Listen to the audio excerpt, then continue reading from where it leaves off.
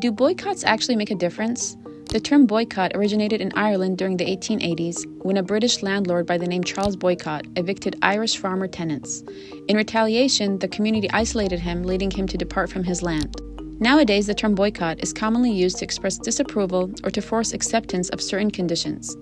Some historical examples are exceptional when it comes to achieving desired change. The Montgomery bus boycott in 1955, a pivotal movement in the civil rights movement in the United States, unequivocally achieved its goal with the Supreme Court striking down segregation on buses over a year after the boycott started. Similarly, a global boycott backed by the U.S. targeted apartheid South Africa and its system of racial segregation. The Comprehensive Anti-Apartheid Act, passed by the U.S. Congress in 1986, imposed sanctions that effectively crippled the country's economy. U.S. sanctions played a crucial role in financially pressuring the regime, eventually leading to the dismantling of apartheid. In several cases, boycotts have shown their potential to effectively expose unethical practices and drive change. The Boycott, Divestment, Sanctions (BDS) movement works to end international support for Israel's oppression of Palestinians and pressure Israel to comply with international law. The BDS movement generated significant attention, prompting Israel to actively lobby against it.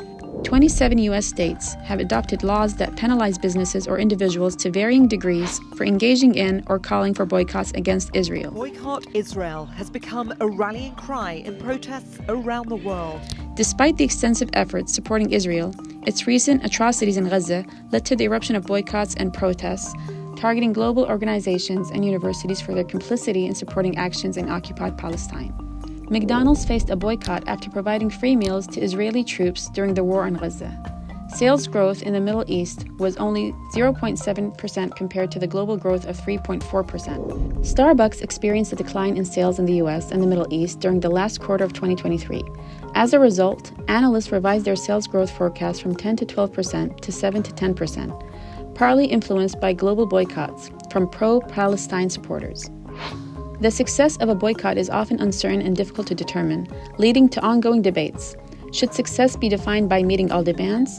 What if the company's image changes but not its policies? Regardless of these uncertainties, it is important to recognize that every contribution, no matter its size, holds significance in the pursuit of social transformation. As Nelson Mandela wisely stated, a boycott is not an end within itself, it is merely a means to awaken a sense of responsibility in those who perpetuate injustice.